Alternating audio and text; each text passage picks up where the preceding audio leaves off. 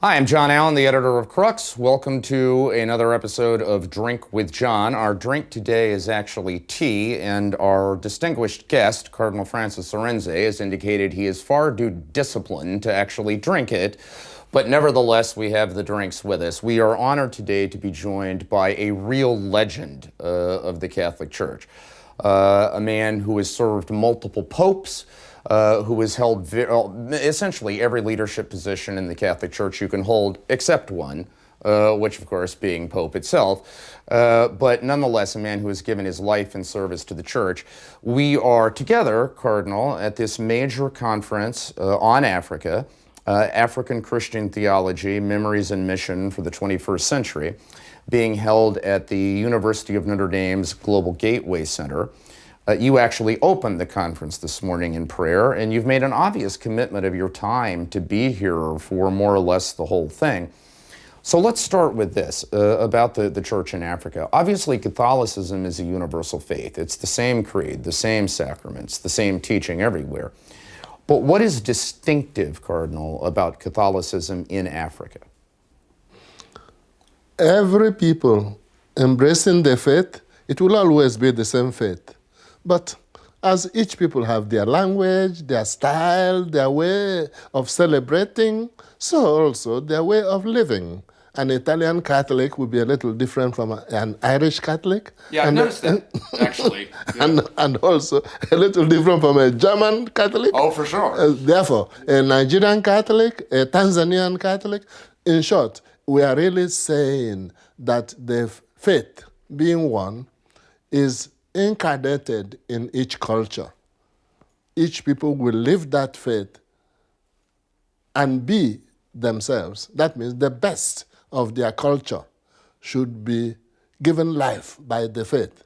As the Pope sometimes said, John Paul II, the faith will sprout like a tree growing in its natural surroundings. So let's talk about your home country of Nigeria. I mean, if you have to give me 2 or 3 characteristics of that sprouting that has happened in the church in Nigeria, what would they be? One would be love of community and celebration. Our people, no matter how poor, they like to associate with others in joy or in sorrow. It can be a wedding, it can be a funeral, but the individual is never alone. That's a value very precious for the church. And in church matters, it matters because if it is a religious profession or sister, brother, if it is an ordination of a priest or a bishop, and even when I go on holidays from Rome to Nigeria, there is no question of being left alone. Our people are community-minded. They come, not necessarily with any appointment given. They just ask, is the cardinal in? They're told he is in, then tell him that I'm here and I have come from far away. And so it's just not normal. Yeah. And on Sundays I go and say Mass in a parish, nothing special, where I had been Archbishop 30, 40 years ago. And after Mass, the people are told, now they said to me, now Cardinal, tell us what has been happening in Rome for the past 12 months and in the world, the Catholic world. Those who are in a hurry, you can go home. Most of the people sit down. Yeah. And we communicate. And how long does it take you to go over what's happened in the past year in Rome? About 1 hour. You can do it in an hour? Of course, not that I... You want a show on Crux? Well, Selective. Okay, you're selective. And then they must speak. It is not a homily. So they must ask questions. Right. They must make suggestions.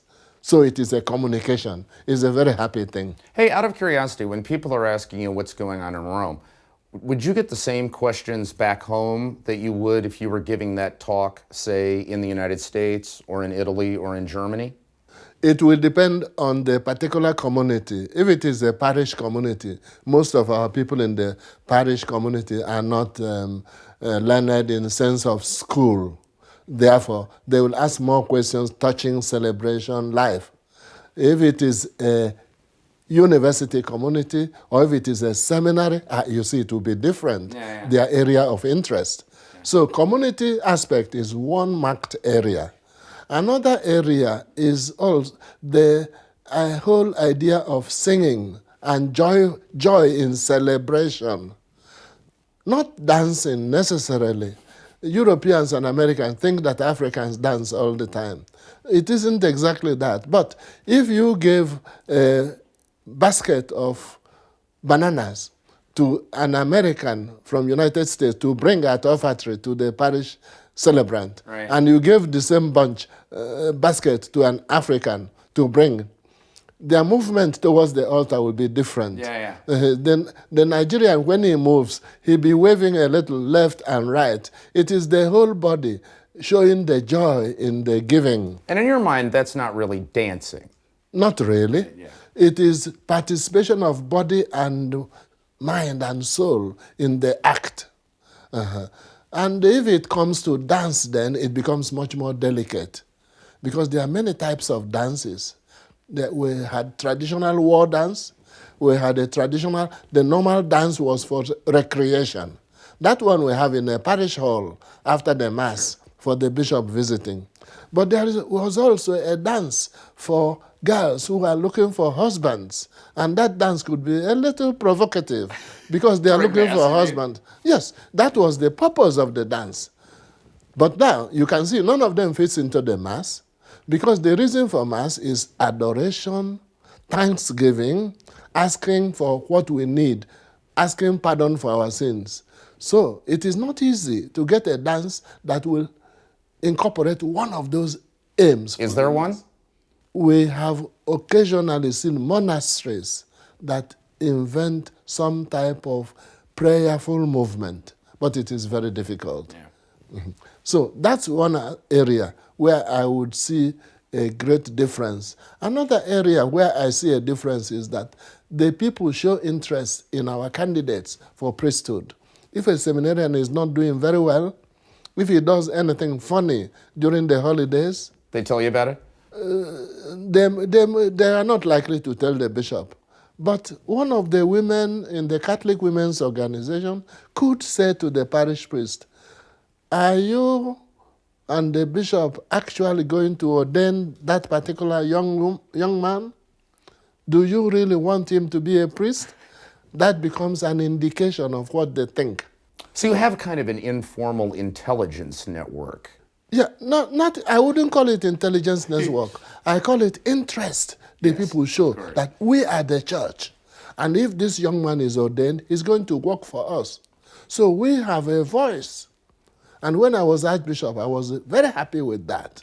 Yeah. And I had a committee for the seminary. I had women there who had brought up their children well, and men, and of course priests and religious sisters, because all of them are concerned in what type we should have. The point I want to make is the people see that the church, that's we. Yeah. So it isn't there, which is healthy. Very healthy. Now listen, at the beginning of this conversation, I described you as distinguished. And you know, sometimes in English, distinguished can be a synonym for old.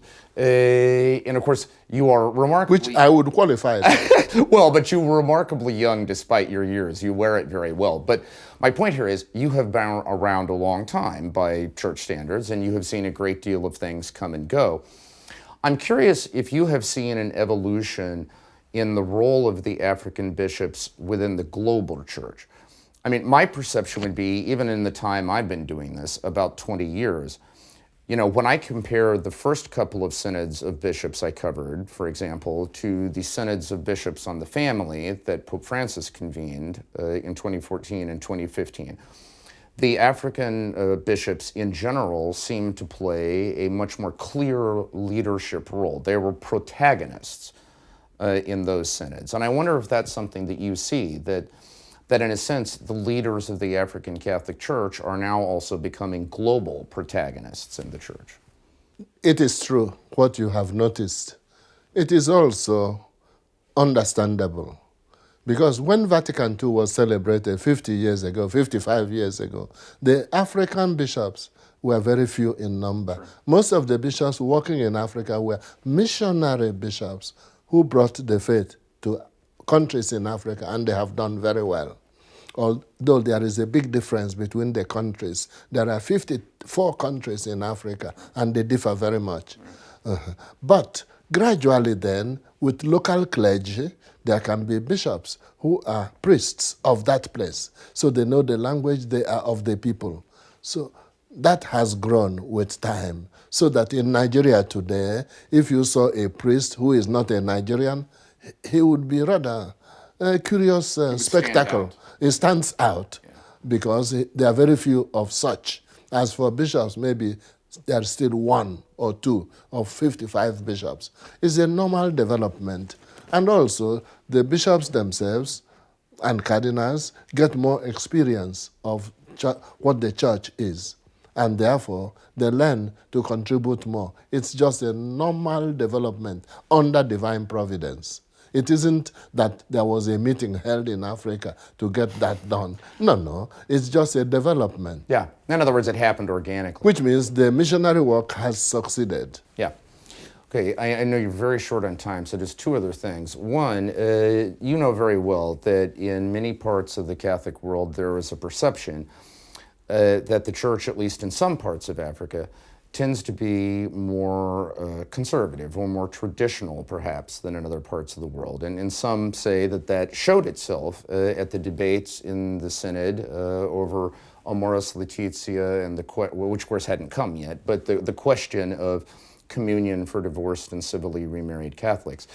Is that a fair perception that in general Catholicism in Africa is more conservative or traditional, or how do you see it? Do those categories just not apply? You see, that word conservative is understood by people in different ways.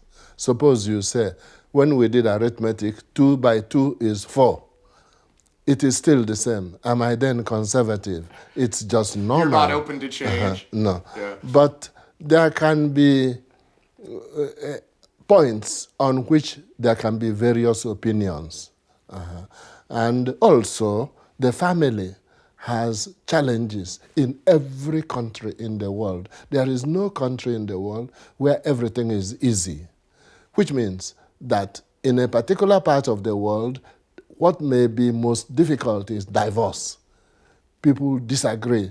In Africa, there is also divorce, but generally, they don't divorce. If a man marries and has no sons, because sons are very important in African culture, they inherit the property. The daughters are expected to have husbands and go to their husband. If he has no son, the people say to him, your wife has not a son. You get another wife.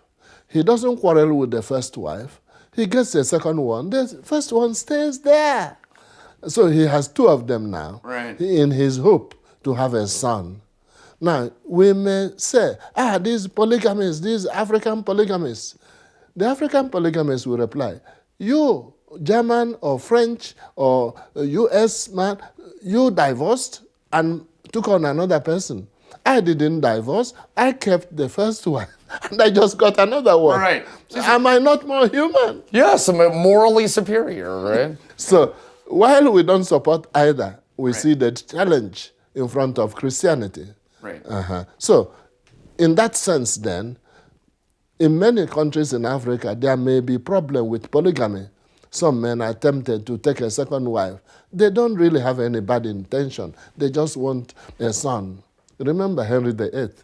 So, you see, there can be change of emphasis. But there is also the influence of general culture. In many parts of Europe and North America, the culture in general is secularistic. Yes. Religion tends to be regarded as a private matter. And also, people seem to apologize about their religion. In many countries in Africa, religion is a happy matter. When I go home, I put on my cassock in the airport, and it is just normal. You don't have to apologize for it. Not at all. The customs people, instead of looking at my passport, they want a blessing. So you see, it is a whole climate in the society influencing the bishops. Yeah. So in other words, what some may perceive as conservative, you simply perceive as normal. Yes. Yeah. And also that the society does not challenge Christianity as much. In many, we Africans feel that Christianity is challenged by society much more in Europe than in African countries. Okay, very last thing before we let you go. Inez and I have this little game we play on our radio show where we sort of try to predict the future in the odds of a certain thing happening. So let me ask you a question that we have actually debated on the show. In your opinion, let's say the next 50 years, odds of there being a pope from Africa? I do not think that where the Pope comes from is the most important question for the church. No, it's irrelevant. I think the most important thing is that the Pope will deliver the goods, no matter where he comes from. If he doesn't deliver the goods, what do we gain from him being from my own village? Yeah. So for me, it is not important. But what is important that he be a Catholic? Yeah, well, listen, talking about delivering the goods, Cardinal, you've been delivering the goods for the Catholic Church for a very long time now. You are not allowed to canonize anybody who is still alive. Hey, I have no authority to prepare a positio, okay? I'm simply saying, from my humble perch, okay, you've been bringing your A game for a long time for the Catholic Church. So thank you for who you are. Thank you for what you do. This has been A Drink with John on Crux. Be with us next time when we have good drinks, good conversation, and great company. Thank you, Cardinal Francis Arinze. We will talk to you again soon.